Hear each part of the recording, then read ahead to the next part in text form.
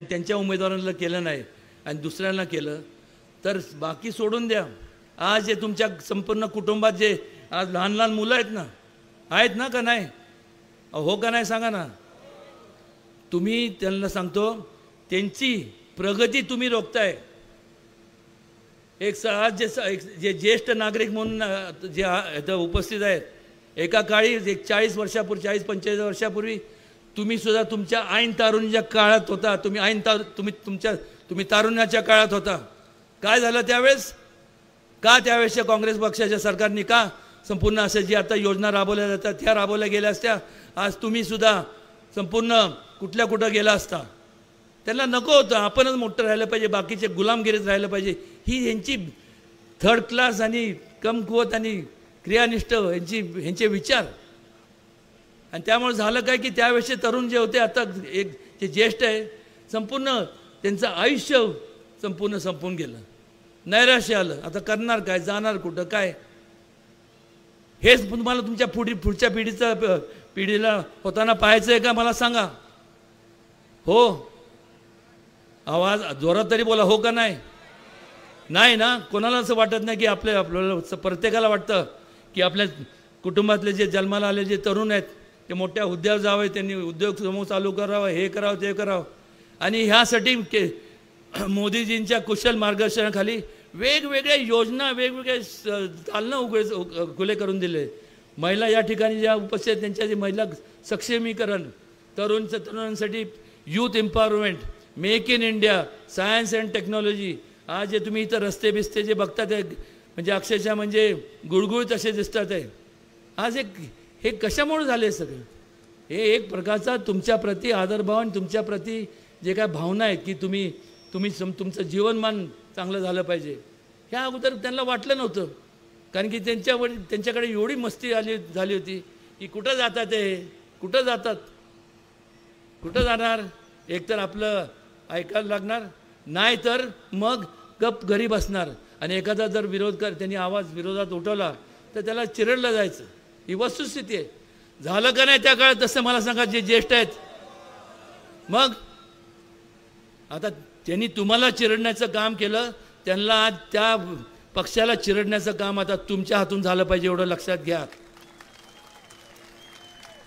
असं नाही ना, आपण इथं जशाच तसं म्हणून म्हणत नाही, पण ह्या लोकांची लायकी तरी आहे का लोकांसमोर जाऊन कुठल्या तोंडाने जाणार? काम न करता मला मत द्या आणि मग लोक म्हणतात नाही त्यांना सहानुभूती मिळते। वा, अशा प्रकारची सहानुभूती हे काय करणार? असं करणार? बघू आता देवेंद्रजींना तर थोडंसं दाखवतो, त्यांना तरी वाटते का मला सहानुभूती? माझं चुकलं, आमचं चुकलं, खूप भ्रष्टाचार केला, खूप लुबाडलो, याच्या पुढं करणार नाही। पण यावेळेस आम्हाला संधी द्या। तुम्ही देणार संधी? लाज वाटले पाहिजे। आले तर त्यांना पहिलं धरून ठेवा आणि त्यांनी तुमचे जे पैसे मतदान तर लांब राहिलं, जेवढे त्यांना सोडू नका, दामटून ठेवा। जोपर्यंत ते तुमचे पैसे परत करत नाही तोपर्यंत तिथं त्यांची व्यवस्थित खातिरदारी करा। आपल्या या सातारा जिल्ह्यात ज्या वेळेस तुम्हाला सांगतो कैलासवासी वंदनीय मुंडे साहेबांकडे त्यावेळेस गेलो होतो, त्यावेळेस भारतीय जनता पक्षाचं सरकार होतं, 96 साल होता, 95-96चा। त्यांना सांगितलं की ह्या संपूर्ण भागातले लोक पाण्यापासून वंचित आहे, संपूर्ण पश्चिम महाराष्ट्र। आणि त्यावेळेस त्यांनी ते म्हणू शकले असते। आणि खात्रीपूर्वक सांगतो हे काम खरं तर ज्यांना पोताने भरून आपण मतदान केलं ते म्हणजे काँग्रेस पक्ष, त्यांनी दुर्लक्ष केले आणि त्यांनी विचार पण केला नाही। लवादाप्रमाणे आता तुम्ही जे म्हणताय ना की आपल्याला त्यातनं आपण आणि समोरा देशांना तुम्ही अधिकारात म्हणजे अधिकाराने सांगताय की आपल्याला हे पाहिजे, आपलं हे इथनं पाणी ह्याचं नियोजन केलं तर पाणी मिळेल। पण जर त्या काळात जर पाणी अडवलं गेलं नसतं तर विचारा आता ह्या दोघांना, तर आज आपण काय आपल्या हातात काय असतं का मला सांगा? त्यावेळेस ते म्हणू शकले असते, मुंडे साहेब काय म्हणू शकले असते की तिथं आमचा एकही आमदार नाही, खासदार नाही, मग कशाला एवढं निधी तिथं द्यायचा? त्यांनी त्यांच्या मनात माणुसकी होती। भारतीय जनता पक्ष भेदभाव करत नाही, महायुती भेदभाव करत नाही, लोकांचे हित जोपासण्याचं काम करतात। त्यावेळेस मला वाटतं 12,500 कोटीचा निधी महाराष्ट्र शासनाने ह्या प्रकल्पासाठी वर्ग केला आणि म्हणून आज आपल्या भागात मग तारळी धरण असेल, वांग मराठवाडी धरण असेल, हे आपल्याला पाहायला मिळतात. फार बोलणार नाही, पण एवढंच सांगतो की ह्या संपूर्ण एक प्रस्ताव मागं आम्ही दिला होता फडणवीस साहेब, कराड चिपळूण रेल्वे लाईनचा. ते जर झालं तर मोठ्या प्रमाणात ते व्यापार वाढेल. म्हणजे साधारण त्यावेळेस मला आठवते सुरेश प्रभू साहेब हे त्यावेळेसचे रेल मंत्री होते आणि सेंट्रल लाईनला कोकण लाईनला जोडणारा हा संपूर्ण हे आहे. त्यामुळे व्यापार वाढला तर ह्या लोकांचं अजून संपूर्ण म्हणजे यांची प्रगती अजून जोमान्याने होईल. एवढंच या प्रसंगी सांगतो आणि पुन्हा एकदा मी आपल्याला एकच सांगतो, कालही आपला होतो, आजही आपला आहे, भविष्य काळात कुठं त्यात बदल होणार नाही. जे करीन तुमच्या हितासाठी करीन, इतरांसाठी करणार नाही. एवढंच मी या ठिकाणी आपलं मनोगत व्यक्त जे केलं आणि एवढ्या मोठ्या संख्येने आपण या ठिकाणी शंभूराज देसाईंनी आमच्या सगळ्यांचा विनंतीचा मान राखून आपण या ठिकाणी उपस्थित राहायला आपला बहुमोल वेळ खर्च केला त्याबद्दल मनापासून आपलं स्वागत आणि आपले मनापासून आभार मानतो. धन्यवाद. जय हिंद, जय महाराष्ट्र, जय शिवराय. यानंतर समस्त मातंग समाजाच्या वतीनं मातंग समाजाचे नेते प्राध्यापक मच्छिंद्र सकटे साहेब हे आदरणीय लोकप्रिय उपमुख्यमंत्री आदरणीय देवेंद्रजी फडणवीस साहेब यांचा शाल आणि श्रीफळ देऊन सत्कार करतील.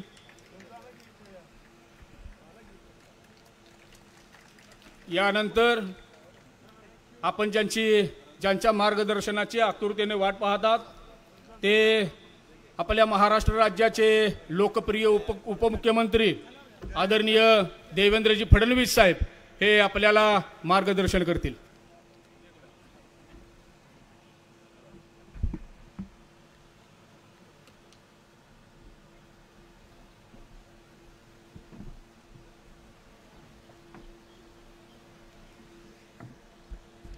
भारत माता की, भारत माता की, छत्रपती शिवाजी महाराज की, धर्मवीर छत्रपती संभाजी महाराज की. जय भवानी, जय भवानी, जय जय जय जय जय भवानी. जय श्रीराम, जय श्रीराम. आजच्या या जाहीर सभेमध्ये शंभूराजेंनी आपल्या स्वागताला फटाके लावले आहेत आणि शरद पवार राष्ट्रवादी काँग्रेस गटाच्या विरोधात फटाके लावले आहेत.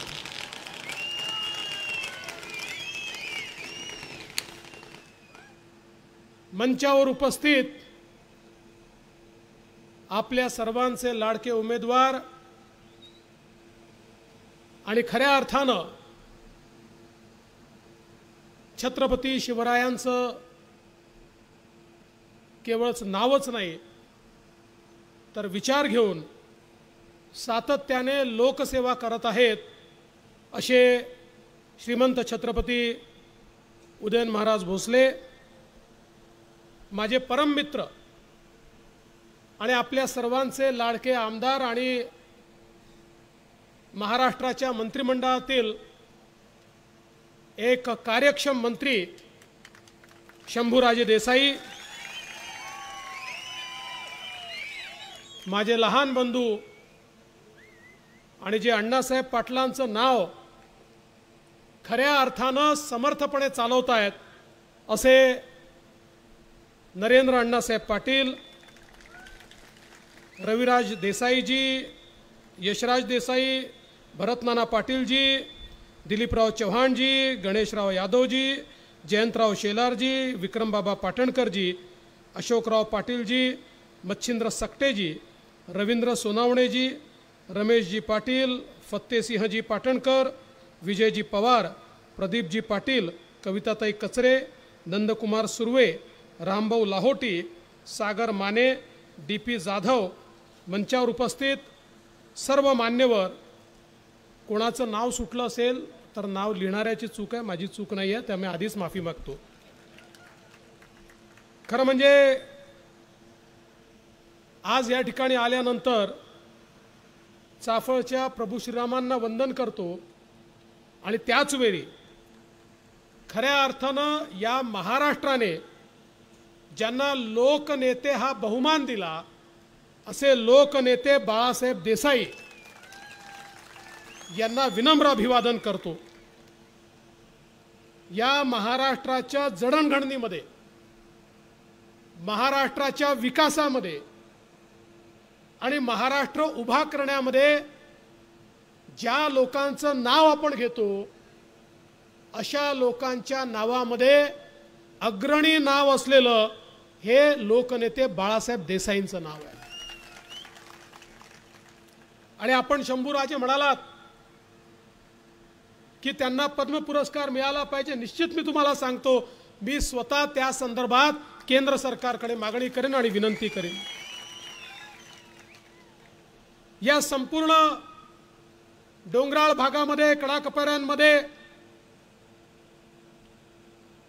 या सगळ्या भागाच्या विकासाचा विचार हा त्या काळामध्ये त्यांनी केला आणि म्हणूनच आज 4 पिढ्या कितीही राजकीय वादळ आली तरी लोकांचं प्रेम हे देसाई कुटुंबावर सातत्याने राहिलं. ही त्यांची पुण्याई आहे आणि ती आज शंभूराजे पुढे नेत आहेत, याचा मला अतिशय मनापासून आनंद आहे. बंधू भगिनींनो, खरं म्हणजे मगाशी शंभूराजेंनी या ठिकाणी मांडुरे केरा विभागाच्या संदर्भात काही विषय मांडले. निवकणे असेल, चिटेघर असेल, बीबी असेल, या ठिकाणी 100 मीटर उपसा करून शेतीला पाणी देण्याच्या संदर्भातला विषय असेल. मी शंभूराजेंना या ठिकाणी सांगू इच्छितो, राजे, एक तरी प्रसंग असा आहे का की तुम्ही मला सांगितलं आणि झालं नाही? तुम्ही माझे मित्र आहात, त्यामुळे तुम्ही सांगितलं म्हणजे काम झालं, फत्ते, कामगिरी फत्ते. आणि आता तर तुमच्याकडे या ठिकाणी महाराजांसारखं इंजेक्शन देखील आहे, जे तुम्ही आम्हाला असं लावाल की आर पार बिलकुल. त्यामुळे चिंता करण्याचं कारण नाही आहे. पण मला ही गोष्ट आत्ता जी महाराजांनी सांगितली ती सांगितली पाहिजे की 2014ला सरकार आल्यानंतर या ठिकाणी मोठ्या प्रमाणात या जिल्ह्यातल्या वेगवेगळ्या सिंचन प्रकल्पाची कामं आम्ही केली. मोदी साहेबांनी या जिल्ह्याकरता इतक्या मोठ्या प्रमाणात आम्हाला निधी उपलब्ध करून दिला. उरमोडी असेल, जीए कटापूर असेल, वसना वगणा असेल, आता बोंडारवाडी असेल, उरमोडी असेल, टेंबू असेल, जीए कठापूर असेल, सगळ्या भागामध्ये जेवढ्या योजना होत्या या सगळ्या योजना बंद पडलेल्या होत्या. त्या काळामध्ये खरं म्हणजे संधी होती. कारण हे खरं आहे की मुंडे साहेब असताना कृष्णा खोऱ्याचं नियोजन झालं, पण दुर्दैवाने मध्ये आम्ही विरोधी पक्षामध्ये होतो.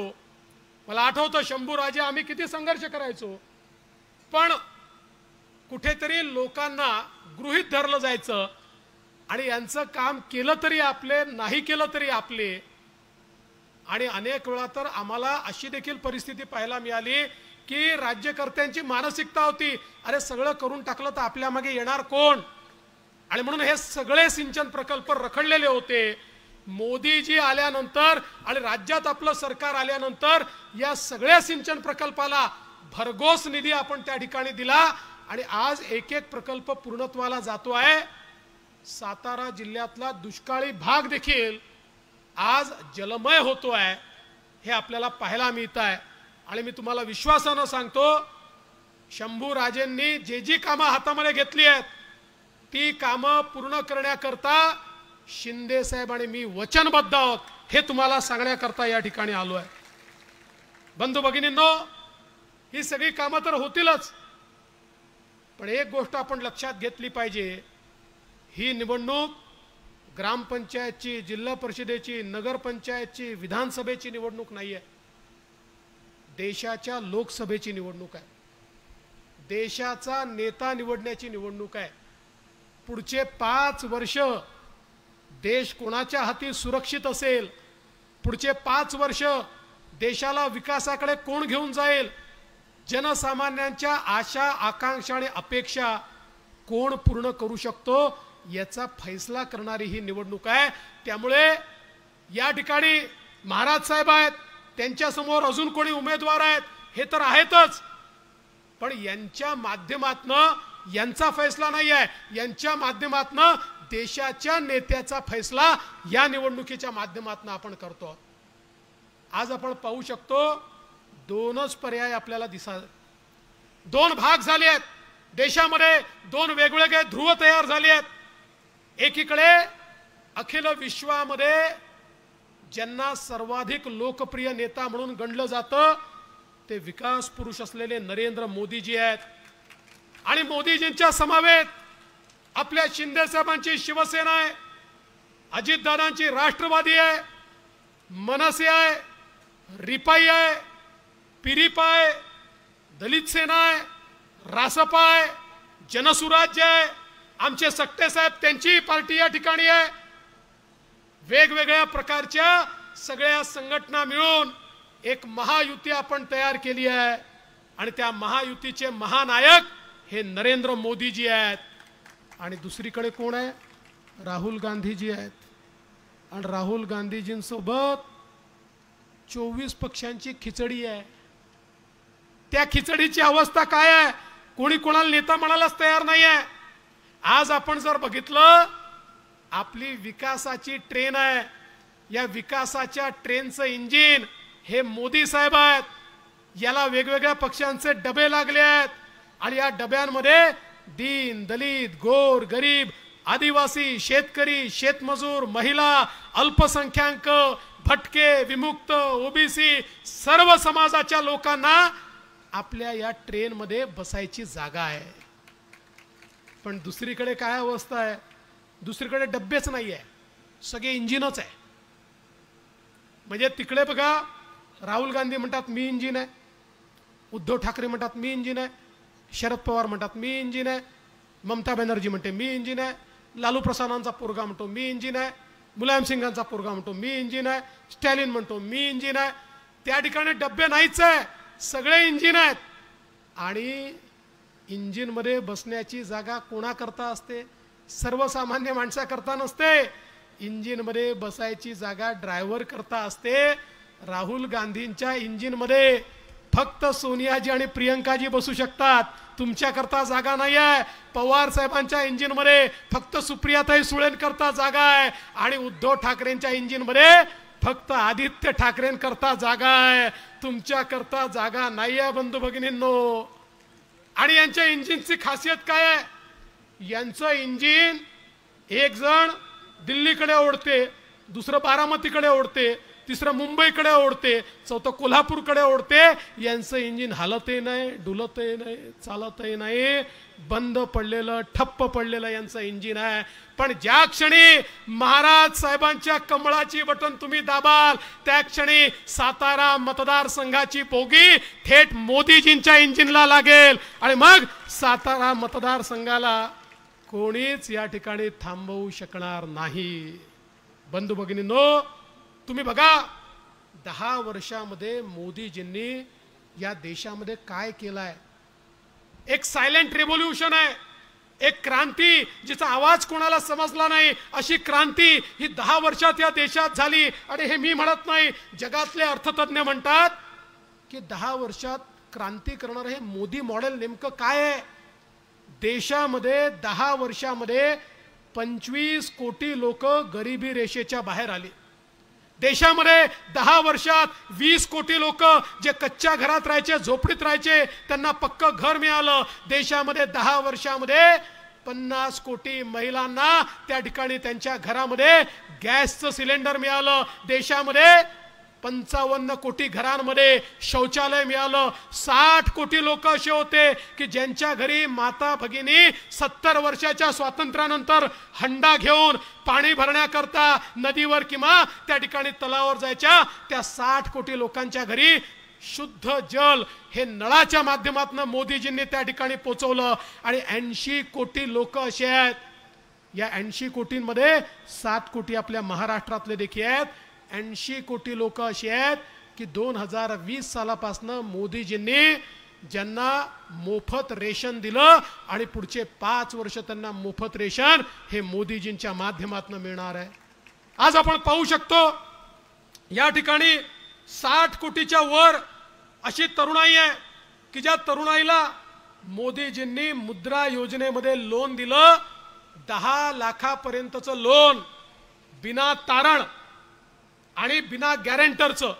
जसं लोन आमच्या अण्णासाहेब पाटील विकास महामंडळामध्ये या ठिकाणी त्यांचे सुपुत्र आपल्याला मिळवून देतात, तसं देशभरामध्ये बिना गॅरेंटरचं आणि बिना तारणाचं लोन हे 61 कोटी लोकांना मोदीजींनी या ठिकाणी मिळवून दिलं.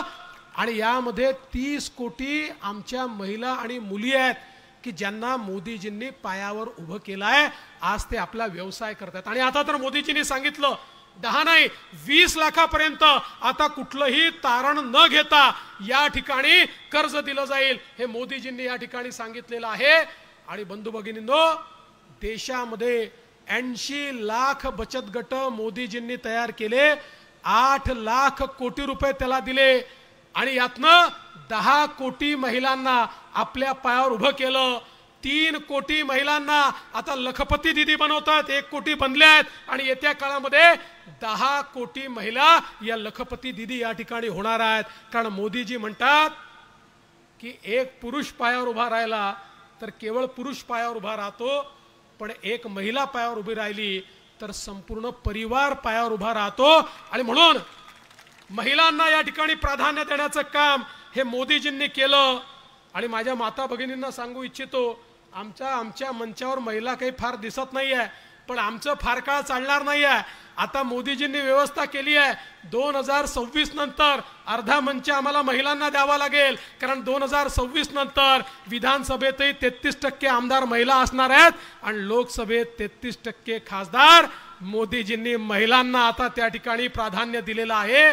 त्यामुळे मोठ्या प्रमाणात महिलांचा विचार केला. आज मला सांगा, गावगाड्याचं अर्थकारण चालवणारा 12 बलुतेदार पारंपरिक व्यवसायी याचा विचार देशामध्ये कोणी केला होता? कुठल्या पंतप्रधानांनी केला होता? पहिल्यांदा मोदीजींनी 12 बलुतेदारांचा विचार केला, पारंपरिक व्यावसायिकांचा विचार केला. 12,000 कोटी रुपये हे त्यांच्याकरता दिले. त्यांचा पारंपरिक व्यवसाय आधुनिक करण्याकरता, त्यांना वित्तीय सहायता देण्याकरता, त्यांच्या मुलांकडे आधुनिक पद्धतीने तो गेला पाहिजे. आणि तो केवळ गावापुरतं मर्यादित नाही, तो केवळ लोकल नाही, तर तो ग्लोबल झाला पाहिजे. याकरता 12,000 कोटी रुपये मोदीजींनी दिले. आणि आमच्या आदिवासी समाजाकरता 23,000 कोटी रुपये मोदीजींनी दिले. आमच्या अनुसूचित जातीच्या तरुणाईकरता, त्यांना व्यावसायिक बनवण्याकरता मोदीजींनी बँकांना सांगितलं प्रत्येक बँकेच्या प्रत्येक ब्रँचला आदिवासी तरुणांना व्यवसाय करता लोन द्यावंच लागेल. आणि नाही दिलं तर बँकेचा लायसन्स कॅन्सल होईल. आज देशभरामध्ये लाखो आमचे दलित तरुण हे पायावर उभे आहेत, ते उद्योजक झाले आहेत, कारण मोदीजींनी स्टँडअप सारखी योजना आणली. बंधू भगिनींनो, समाजातल्या प्रत्येक व्यक्तीला त्या ठिकाणी आपल्या पायावर उभं करण्याचं काम मोदीजींनी केलं. आज आमचा शेतकरी असेल, एकीकडे शेतकऱ्याच्या शेतीला पाणी मिळालं पाहिजे म्हणून सिंचनाकरता लाखो कोटी रुपये महाराष्ट्राला आणि देशाला दिले. आज मोठ्या प्रमाणात सिंचनाच्या योजना पूर्ण होत आहेत. आणि त्याच वेळी आमच्या शेतकऱ्यांना त्या ठिकाणी किसान सन्मान योजनेतनं 12,000 रुपये असतील, नॅनो युरिया सारखी योजना असेल, त्या ठिकाणी शेतमालावर प्रक्रिया करणारे उद्योग असतील, त्या ठिकाणी मोठ्या प्रमाणात गोडाऊनची योजना असेल, आमच्या प्राथमिक सोसायट्यांना मजबूत करण्याची योजना असेल, अशा वेगवेगळ्या योजनांच्या माध्यमातून शेतकऱ्यांना मदत करण्याचा प्रयत्न केला. आणि सगळ्यात महत्त्वाचं, मोदीजी जेव्हा प्रधानमंत्री झाले तर अनेक लोकांनी सांगितलं यांना उसातलं काय कळतं. यांना साखर कारखानदारीतलं काय कळतं? पण आज तेच लोक म्हणतात साखर कारखानदारी करता आणि ऊसाचा शेतकऱ्याकरता सर्वात जास्त या देशामध्ये कोणी केलं असेल तर ते मोदीजींनी या ठिकाणी केलं. बंधू भगिनींनो, 340 रुपयांनी FRP वाढवली, त्यासोबत मिनिमम प्राइस साखरेची त्या ठिकाणी नियोजित केली. ती प्राइस नियोजित झाल्यामुळे कारखान्यांना शेतकऱ्यांना पैसा देता आला. त्या ठिकाणी मोठ्या प्रमाणात कारखान्यांना मदत केली. इथेनॉलची पॉलिसी आणली आणि त्यातनं शेतकऱ्याला जास्तीत जास्त पैसा मिळेल हा प्रयत्न मोदीजींनी केला. आणि एवढंच नाही, वर्षानुवर्ष आमच्या साखर कारखानदारांच्या डोक्यावर आणि पर्यायानं शेतकऱ्याच्या डोक्यावर इन्कम टॅक्सची तलवार होती. 10,000 कोटी रुपयाचा इन्कम टॅक्स एकट्या महाराष्ट्रामध्ये या ठिकाणी मागच्या काळामध्ये थकीत होता. मनमोहन सिंग साहेबांचं सरकार होतं, शरद पवारांच्या नेतृत्वात शिष्टमंडळ जायचं, 4-5 वेळा गेलं, सांगायचं ओ शेतकऱ्यावर इन्कम टॅक्स बसतोय, तो इन्कम टॅक्स रद्द करा.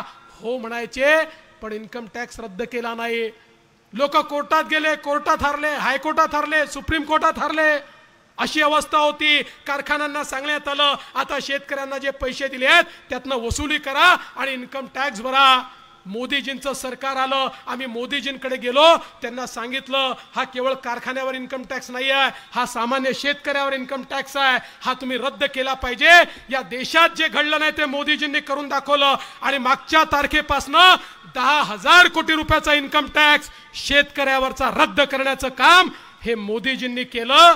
आज आमची ऊस कारखानदारी आणि ऊसाचा शेतकरी जिवंत आहे, तो मोदीजींमुळे जिवंत आहे. आणि म्हणून बंधू भगिनींनो, ही देशाची लढाई आहे, देशाच्या नेतृत्वाची लढाई आहे. ही काही गल्लीची नाही, ही दिल्लीची लढाई आहे. या ठिकाणी मोदीजींसारखं सक्षम नेतृत्व आज आपण पाहू शकतो. कोविडच्या काळामध्ये मी तुम्हाला आठवण करून देतो, तो काळ कसा होता. आपल्या नातेवाईकाकडे जाण्याची देखील चोरी होती. लोक कोणाच्या मौत मिट्टीला देखील जात नव्हते. जगाच्या पाठीवर लोक म्हणायचे 140 कोटीचा भारत आता कोणी वाचवू शकत नाही. 40-50 कोटी लोक तरी मरतील. अरे किड्या मुंग्यासारखे लोक मरत होते. जगामध्ये केवळ 4 देशांना कोविडची लस बनवता आली होती. ते देश वाट पाहत होते कधी भिकाऱ्यासारखा भारत येईल, आम्हाला लसी मागेल, मग थोड्याशा लसी त्यांना देऊ, त्यांच्यावर उपकार करू आणि त्या ठिकाणी पैसा कमवू. पण आपल्या देशातल्या आपल्या पंतप्रधानांना मोदीजींना माहिती होतं या देशांच्या भरोशावर बसलो तर मागच्या काळामध्ये महामारी आल्यानंतर 30-30 वर्ष यांनी भारताला लस मिळू दिली नाही. हे भारताला तरसवतील. माझ्या भारतीयांना त्या ठिकाणी मरावं लागेल. मोदीजींनी देशातले शास्त्रज्ञ जमा केले, त्यांना पैसे दिले, त्यांना रिसोर्सेस दिले, त्यांना रॉ मटेरियल दिलं आणि जगामध्ये 5वा देश भारत तयार झाला की ज्या देशाने स्वतःची कोविडची लस तयार केली आणि 140 कोटी भारतीयांना विनामूल्य ही लस 2 वेळा टोचली. आज आपण सगळे या ठिकाणी जीवित आहोत कारण ही लस आपल्याला मिळाली. ही जर मिळाली नसते तर काय अवस्था असती. आणि म्हणून बंधू भगिनींनो, देशाचा नेता जेव्हा मजबूत असतो तेव्हाच देश विकासाकडे चालतो. आताच महाराज साहेब सांगत होते इतके रस्ते झाले, धरणं झाली, हायवे झाले, हे का होऊ शकलं. मोदीजींनी देशातला भ्रष्टाचार जो आहे तो या ठिकाणी बंद केला, त्यामुळे देशाच्या तिजोरीत पैसे आले. तुम्ही विचार करा, मनमोहन सिंगजींच्या काळामध्ये रस्ते असतील, रेल्वे असेल, सिंचनाचे प्रोजेक्ट असतील, इलेक्ट्रिसिटीचे प्रोजेक्ट असतील, पुलं असतील, एअरपोर्ट असतील, या सगळ्या गोष्टींवर वर्षाला 1 लाख कोटी खर्च व्हायचा. मोदीजींच्या काळात वर्षाला 13 लाख कोटी खर्च होतात. म्हणजे 13 पट जास्त पैसे. हे काही झाडाला लागले होते का? हे पैसे तुमचेच पैसे जे भ्रष्टाचारामध्ये त्या ठिकाणी वेगवेगळ्या घोटाळ्यांमध्ये जायचे, ते पैसे देशाच्या तिजोरीत आणले आणि आज तुमच्याकरता ते पैसे खर्च होत आहेत. आणि महाराज साहेब चिंता करू नका, तुम्ही या ठिकाणी कोकणाला जोडणाऱ्या रेल्वे मार्गाची मागणी केली आहे, ही मागणी 100% पूर्ण होईल. 100%. काही काळजी करण्याचं कारण नाही आहे. ही मागणी आधीच पूर्ण झाली असती, आम्ही मान्यताही दिली होती. शंभूराजेंना माहिती आहे, मध्ये 2.5 वर्ष सरकार होतं, त्या सरकारमध्ये माननीय पवार साहेबांनी आणि उद्धव ठाकरेंनी हा निर्णय घेतला की आम्ही राज्याचा हिस्सा भरणार नाही. आम्ही राज्याचा हिस्सा भरणार नाही, सगळे रेल्वेचे प्रकल्प बंद पडले. आम्ही आलो आणि एकनाथराव शिंदेच्या नेतृत्वात पहिला निर्णय केला, राज्याचा हिस्सा भरू. सगळीकडे राज्याचा हिस्सा भरला, सगळे रेल्वे प्रकल्प सुरू झाले. त्यामुळे हा प्रकल्प देखील या ठिकाणी आम्ही निश्चितपणे पूर्ण करून दाखवू, कारण आज देशामध्ये इन्फ्रास्ट्रक्चरचं काम चाललंय. बंधू भगिनींनो, देशाचा नेता देश सुरक्षित ठेवू शकतो का, हा देखील एक महत्वाचा विषय आहे. आपण पाहिलं काँग्रेसचं सरकार ज्या काळामध्ये मुंबईमध्ये पुण्यामध्ये रोज बॉम्बस्फोट व्हायचे, त्या ठिकाणी बॉम्बस्फोट झाल्यानंतर आमच्या देशाचे प्रधानमंत्री हे पाकिस्तानच्या विरुद्ध त्या ठिकाणी केवळ निषेध व्यक्त करायचे. फारच झालं तर अमेरिकेकडे जायचे, अमेरिकेत जाऊन सांगायचे, बघा बघा तो पाकिस्तान आमच्यावर हल्ला करतो, तुम्ही त्याला रागवा. रागवा म्हणेपर्यंत दुसरा हल्ला व्हायचा. मोदीजी प्रधानमंत्री झाले, त्यांनी हल्ला करण्याचा प्रयत्न केला. मोदीजीने त्या ठिकाणी घुसून सर्जिकल स्ट्राईक केला, एअर स्ट्राईक केला आणि आतंकवाद्यांना मारलं. बघा, एकदा त्यांना मारल्यानंतर 2019 नंतर या देशामध्ये एकही बॉम्बस्फोट करण्याची पाकिस्तानच्या बापाची हिंमत झाली नाही. असा मजबूत देश आज मोदीजींनी या ठिकाणी तयार केला आहे. आणि मोदीजी सांगतात, तिसऱ्यांदा या ठिकाणी मला प्रधानमंत्री पद जे हवंय त्याची प्रेरणा छत्रपती शिवाजी महाराज आहेत. कारण मोदीजी म्हणतात, छत्रपती शिवाजी महाराजांनी राज्याभिषेक केला, पण एकही दिवस ते सिंहासनावर बसले नाहीत. त्या ठिकाणी त्यांनी दम घेतला नाही. राज्याभिषेक करून संपूर्ण जगाला सांगितलं की हो, हे राज्य, हे श्रींचं राज्य, हे स्वराज्य मी तयार केलंय, हे रयतेचं राज्य तयार केलंय, हे जगाला त्यांनी सांगितलं. आणि दुसऱ्या दिवशी घोड्यावर मान ठोकली आणि स्वराज्याच्या विस्ताराकरता निघाले. तशाच प्रकारे तिसऱ्यांदा प्रधानमंत्री झाल्यानंतर एक मजबूत भारत मला तयार करायचा आहे आणि त्याकरता तुमचे आशीर्वाद मला हवे आहेत. बंधू भगिनींनो, ज्यांची प्रेरणा ही छत्रपती शिवराय आहेत, ते आमचे नरेंद्र मोदीजी यांना नेतृत्व देण्याचा हा निर्णय आपल्याला घ्यायचा आहे. आणि म्हणून ज्या क्षणी उदयन महाराजांना आपण मत देतो, ज्या क्षणी त्यांचं कमळाचं बटन दाबतो, त्यांना तर मत मिळतच, पण देशाच्या भवितव्याकरता मोदीजींना देखील ते मत मिळतं. आणि महाराज म्हणाले त्याप्रमाणे तुमचा नाही, तुमच्या पुढच्या पिढ्यांचा जो काही सवाल आहे, त्यांचं जे काही जीवन आहे, त्यांच्या जीवनातलं जे परिवर्तन आहे, हे करण्याची ताकद ही नरेंद्र मोदीजींमध्ये आहे. ती राहुल गांधींमध्ये नाही आहे. बंधू भगिनींनो, त्याच्या आघाडीमध्ये नाही आहे. आणि म्हणून तुम्हाला विनंती करण्याकरता आलो आहे. आता या ठिकाणी एकच निर्धार करायचा आहे आणि हे खरंच आहे, चिंता करण्याचं कारण कोणालाच नाही आहे. शेवटी महायुती तर एकत्र आहेच, पण आम्ही भाजप शिवसेना सख्खे भाऊ आहोत. त्यामुळे आता कमळाला आणि नंतर धनुष्यबाणाला हे आपलं ठरलेलंच आहे.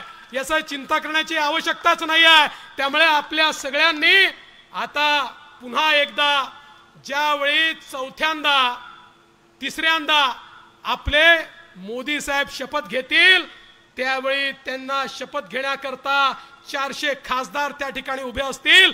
आणि त्याच वेळी आमच्या महाराष्ट्राचा गौरव असलेले जी साताऱ्याची गादी या ठिकाणी तंजावूर पासून पेशावर पर्यंत आमच्या सगळ्यांच्या स्वाभिमानाची गादी आहे, ते आमचे महाराज उदयन महाराज हे देखील त्या ठिकाणी दिल्लीत उभे असतील. त्याकरता महाराजांना आशीर्वाद द्या, एवढीच विनंती करतो आणि माझं बोलणं संपवतो. जय हिंद, जय महाराष्ट्र, जय शिवराय.